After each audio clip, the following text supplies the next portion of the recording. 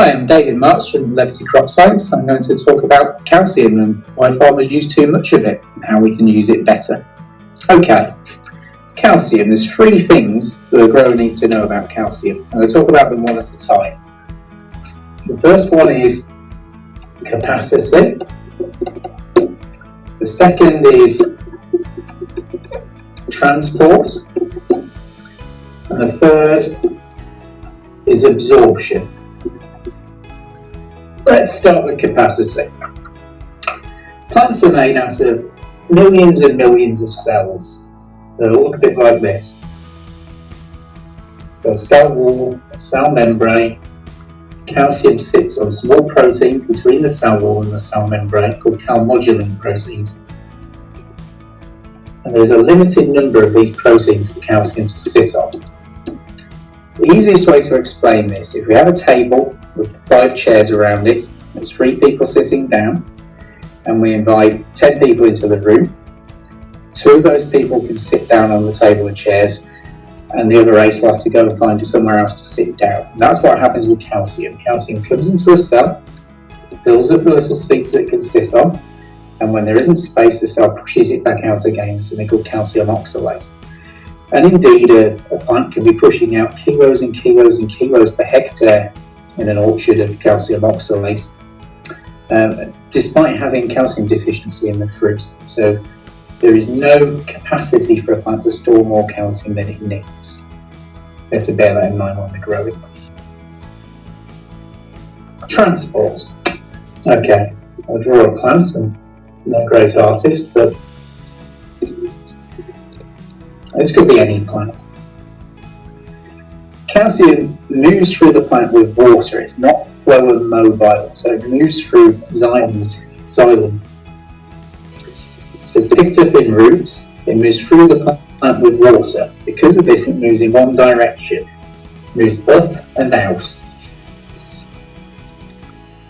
through the plant with water. It evaporates off through the leaves, and that draws the water through the plant. That's the direction of movement of calcium. So calcium can move up and through, but not down and in. So if this is a potato, okay, there's no way a polar application of calcium is going to go down to tubers, it can move up and out. So that's transport. So water moves the calcium through the crop, but the calcium has to get into tissue, into leaves, into fruit from the xylem that the calcium is moving through. It has to access it and bring it into a cell. So we'll go back to a cell again.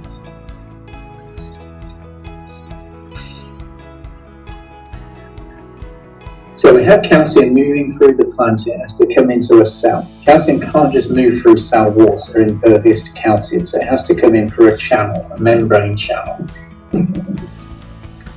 And the transport of calcium into a cell is linked to a hormone called auxin. It's linked to something called polar auxin transport.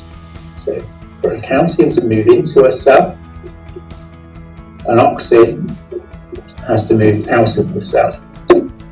There's a linear relationship between the auxin contents of cells and the ability of calcium to move into cells. Now this is important because not all parts of plants produce the same amount of auxins. So not all parts of plants can absorb calcium to an equal capacity.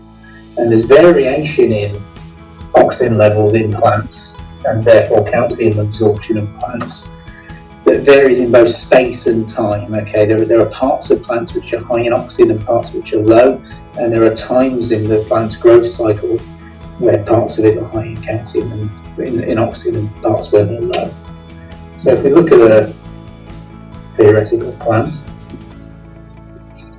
it can have a fruit on it, or we can have some sugars on it. Okay, auxin is used for cell division, so it's used for new parts of plants. Parts of the plants that are high in it are growing tips, new leaves, and parts of plants which are low in it are roots, tubers, fruits. If we look at the fruit, for most fruit, the auxin comes from the seed. So in between it being a flower and a small fruit about the size of a pea, making new cells. And that's when it can absorb calcium, because that's when it has auxins. It's involved in cell division. By the time a fruit gets to full size, it's not making new cells anymore, it's blowing the cells up using a different hormone called gibberellin. So the ability of a fruit to absorb calcium is linked to size. When it's small, it can absorb calcium more easily, and the bigger it gets, the more difficult it is for calcium to go in. So we take an example of a fruit just to emphasise just how wasteful calcium applications to crops can be. If we take an apple, we calculate how much calcium causes, lack of calcium causes problems. If we have an apple, and it has bispit, and it could be a whole orchard full of bispit. Let's say we've lost 10 tonnes of fruit for bispit.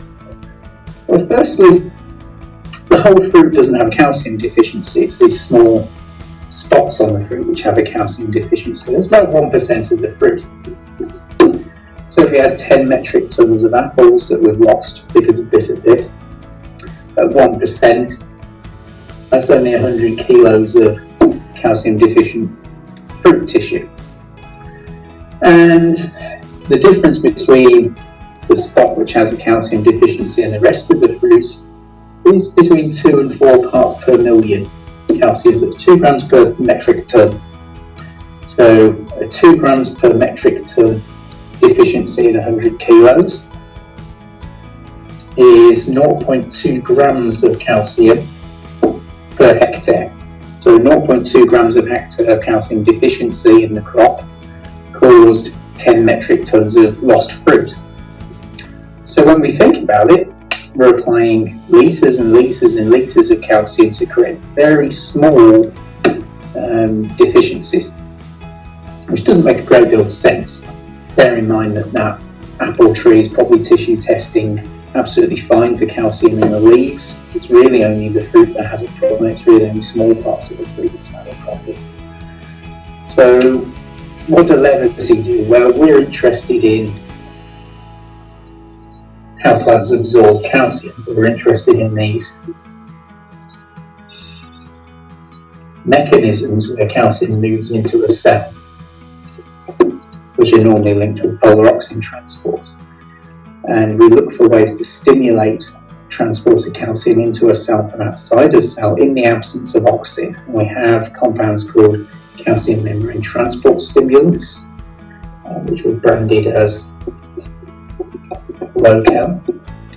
And we incorporate these compounds into calcium fertilizers so we can apply small amounts of fertilizer, but the fertilizer can go into the plant even in parts of the plant which otherwise wouldn't be able to absorb calcium properly.